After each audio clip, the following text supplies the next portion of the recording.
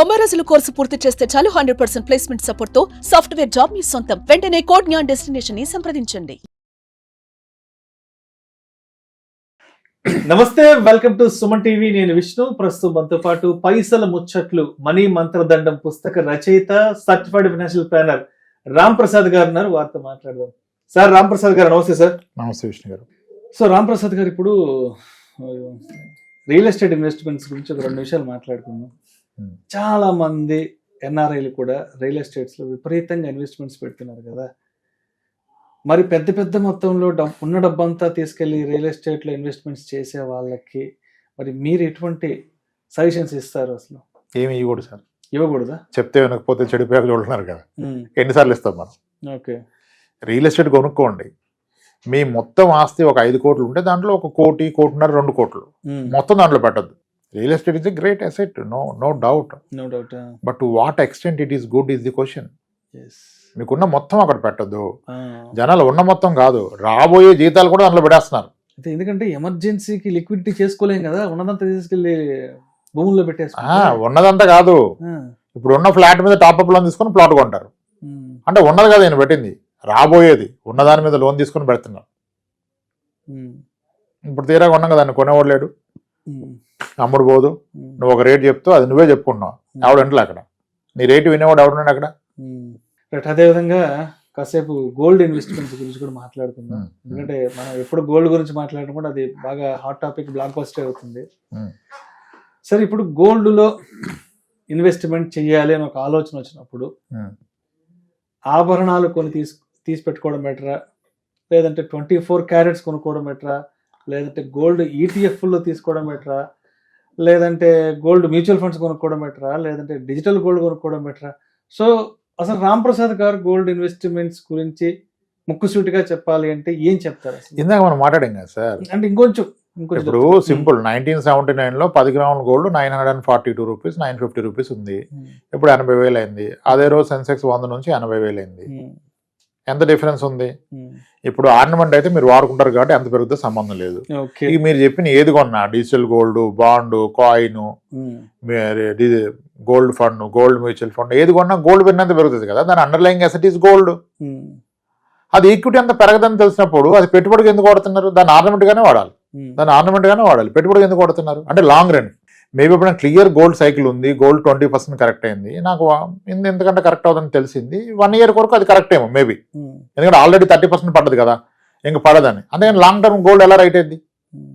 ఎప్పుడు long term చూసినా gold 8% కదా ఇచ్చింది. మనకు తెలిసి 1964 నుంచి ఈ రోజు వరకు 7-8%. ఇదే అందుకే ఈ డైవర్సిఫికేషన్ మనం చేయకూడదు అంట. ఇప్పుడు మల్టీ అసెట్ ఫండ్స్ లో గోల్డ్ కొన్నారు. ఎప్పుడు కొన్నారు? గోల్డ్ రైట్ ప్రైస్ లో కొన్నారు, రైట్ ప్రైస్ లో అమ్మేస్తున్నారు. ఎందుకంటే fund manager there is a lot of analysis, big team, వాళ్ళు అనాలిసిస్ చేసి పెడతారు.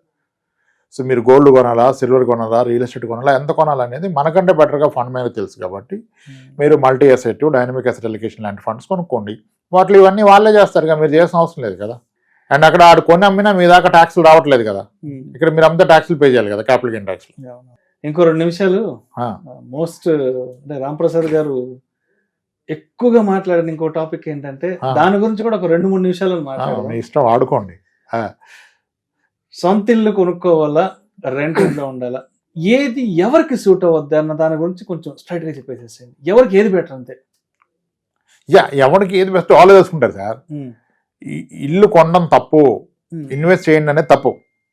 ఇల్లు కొనాలి, ఇల్లు కొనకుండా ఇన్వెస్ట్ చేస్తే ఎక్కువ వస్తుంది, చాలా తప్పు, చాలా తప్పు.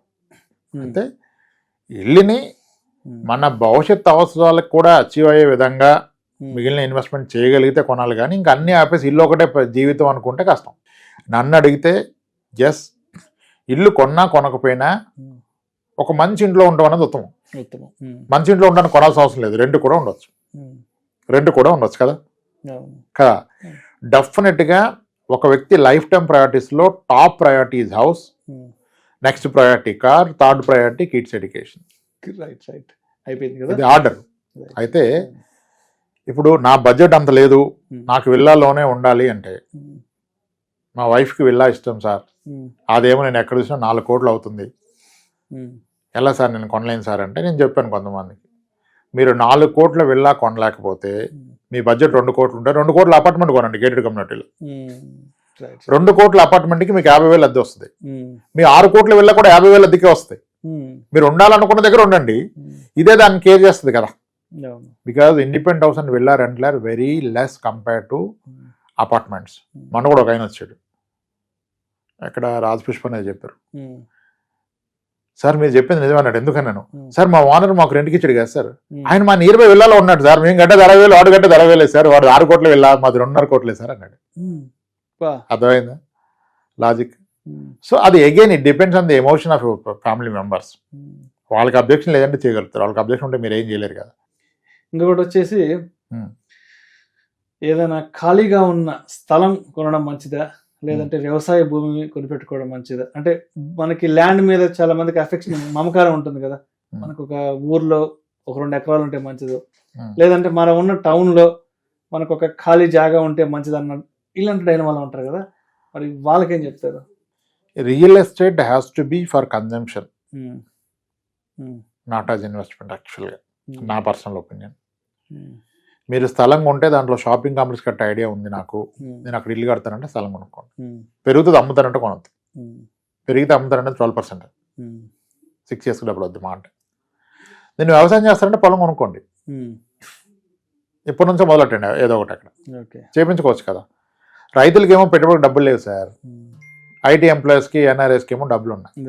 సో కాబట్టి రైతులు వ్యవసాయం చేస్తే లాభాలు రావు, వ్యాపారస్తులు ఉద్యోగస్తులు చేస్తే లాభాలు వస్తాయి. ఎందుకంటే రైతుకి ఆధునిక అప్పు దొరక్క పంట రాదు. మీకు ఒక ఎగ్జాంపుల్ చెప్తాను. జరబరా అని ఒక ఫ్లవర్స్ ఉంటాయి, డెకరేషన్ ఫ్లవర్స్ ఉంటాయి, పాలిష్ షెడ్ వేసి దాని కింద పెంచుతారు. ఆ కలర్ఫుల్ ఫ్లవర్స్ రైతులు వేస్తే లాభాలు రావు, ఐటీ వాళ్ళు వీళ్ళు వేస్తే లాభాలు వస్తాయి. ఎందుకంటే వాడికి డ్రిప్ సిస్టమ్ ఉంటుంది, పాలిష్ షెడ్లో పెంచుతారు. అవి మీకు మొగ్గల నుంచి పువ్వులు అవ్వాలంటే దానికి కెమికల్ ఒక ముందు ఇవ్వాలి డ్రిప్ ద్వారా.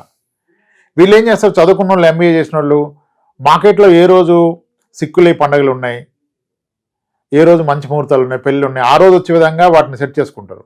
ఫార్మర్స్ ఏం చేస్తారు, డబ్బులు లేక ప్రతిరోజు కోసుకుని మార్కెట్కి వచ్చేస్తారు ఆయన ఆ మొగ్గల్ని పువ్వులు చేసి. ప్రతిరోజు చేసుకుని వస్తే ఒకరోజు రూపాయి వస్తుంది, ఒకరోజు ₹10 వస్తుంది, ఒకరోజు లేవు కొండం. కానీ మీరు అదే మంచి ముహూర్తంలో వస్తే, గురుద్వారా వాళ్ళు వాళ్ళు ఉంటాయి కదా ఈవెంట్స్, ఆ రోజు వస్తే మీకు పువ్వు ₹4 పోతుంది. చూసారా? సో ఫార్మింగ్లో డబ్బు ఉంటేనే ఫార్మింగ్ ప్రాఫిటబుల్, పెట్టుబడి పుష్కలంగా ఉంటే ఫార్మింగ్ ఈజ్ ప్రాఫిటబుల్. ఆ పెట్టుబడి లేనప్పుడు ఫార్మింగ్ ప్రాఫిటబుల్ కాదు. ఇప్పుడు నేను ఈరోజు మార్నింగ్ అనుకుంటా న్యూస్లో చూస్తే టమాటా కిలో ₹2 అయిపోయింది అంటున్నారు. మొన్నటికి ₹100 దగ్గర కొట్టుకున్న రోజులు కూడా ఉన్నాయి. సో రైతులు ఇది ప్రెడిక్ట్ చేయలేరు. అదే దళారులు బాగా డబ్బులు చేస్తారు, కోల్డ్ స్టోరేజ్లో పెట్టేసుకొని. కోల్డ్ స్టోరేజ్లో ఆగుతుంది, 20 days ఆగుతుంది, కొన్ని 15 రోజులు అయిపోయినాక పంట అప్పుడు తీస్తారు బయటికి. సో మిడిల్ మ్యాన్ సంపాదిస్తుంది రైతుకి ఎప్పుడు రాదు. సో వ్యవసాయం అంటే అసలేమో నాకు అనిపిస్తుంది రైతులకే ఉండాలి పొలాలు, వేరే వాళ్ళు కొనకూడదని కదా.